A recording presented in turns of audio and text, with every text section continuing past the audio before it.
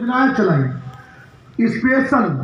Special Ambedkar ग्राम मंत्रालय बनाकर जिस गांव में मैंने ये देखा है, जिस गांव में दलितों और पिछड़ों के जाने के लिए रास्ता अलग होती थी, आपने देखा हो, अलग रास्ता होती थी, खेत से जाते थे लोग। बहन जी ने चिन्हित करे पूरे देश के सबसे बड़े प्रदेश में अंबेडकर ग्राम के नाम से योजना बनाकर एक गांव बसा दिया। और जो हमारे लोग वोट नहीं डाल पाते थे, जब अंबेडकर ग्राम विकास मंत्रालय के हिसाब से गांव बसा चिन्हित किया, तो उसमें शिक्षा के लिए स्कूल बनाया। और जब स्कूल बना तो आसानी से वोट भी हम लोग पढ़ा। इसीलिए वोट पर ध्यान देना है और आगे अगर बढ़ना है। जो मैंने आपसे पहले कहा था, अगर आप चाहते हैं 27 में सरकार बनाना,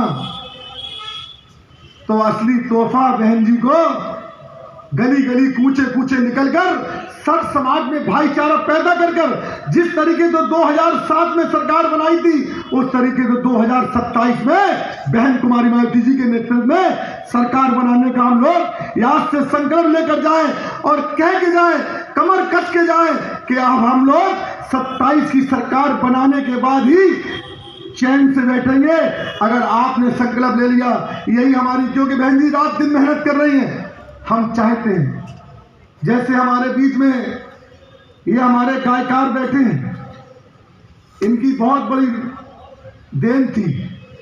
जैसे हम बच्चों को, कोई भी बच्चा होता है, समझना मेरी बात गौर से, आज बच्चा अगर संगीत में चाहे इंग्लिश में गाना गाया जाए या अरबी में गाना गाया जाए या पंजाबी में गाना गाया जाए, तो बच्चा आसानी से उस गाने को एडप्ट कर लेता है, पसंद कर लेता है, दिमाग में बैठा लेता।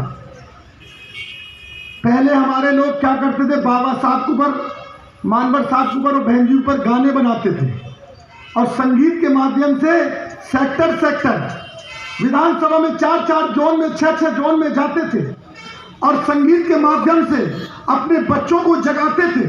जब रात में वो गाते थे तो सोने वाला बच्चा भी जाग जाता था और वो कहता था, बाबा साहब ने इतना संघर्ष किया, बहन जी ने इतना संघर्ष किया, मानवर साहब ने इतना संघर्ष किया।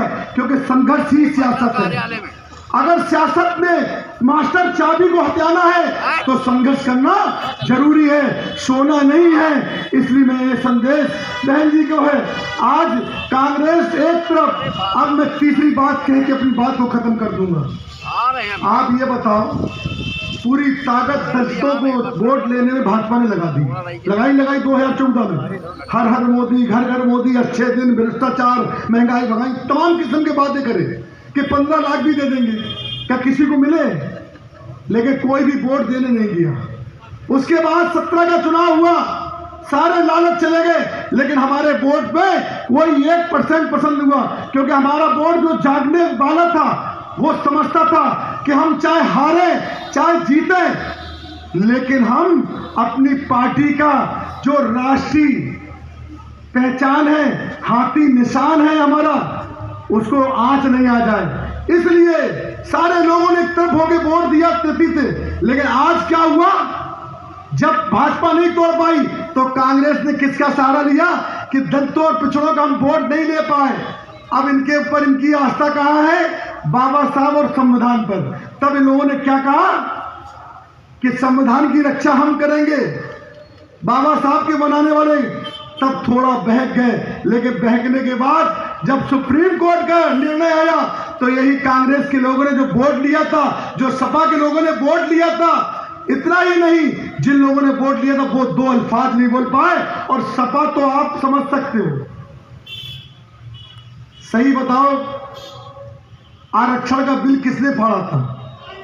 है? जरा कस के बताओ, किसने फाड़ा था? क्या उस सपा को तुम माफ कर पाओगे? और बाबा साहब का अपमान किसने किया था? कांग्रेस और भाजपा ने। क्या इनको माफ कर पाओगे? इसलिए आप लोगों को जागना है और जगाना है। अगर 27 में सरकार लाना है, ये संकल्प लेकर आप जाओ। मैं इसी संदेश के साथ, और आज मैं पुनः दिल की गहराई से आप सबको मुबारकबाद देते हैं। हमारे बनते जी बैठे हैं, आप लोग समाज का आईना है। आप लोग समाज के लिए अपने जीवन को समर्पित करते हैं। आज हम ये चाहते हैं जिस तरीके से करनी के आधार पर आप संदेश देते हैं, तो आज आप लोग हम लोगों को सुनने के लिए आए। मैं आपका दिल की गहराई से शुक्रिया अदा करते हैं। और जो हमारी बहनें बैठी हैं, मैं उनका भी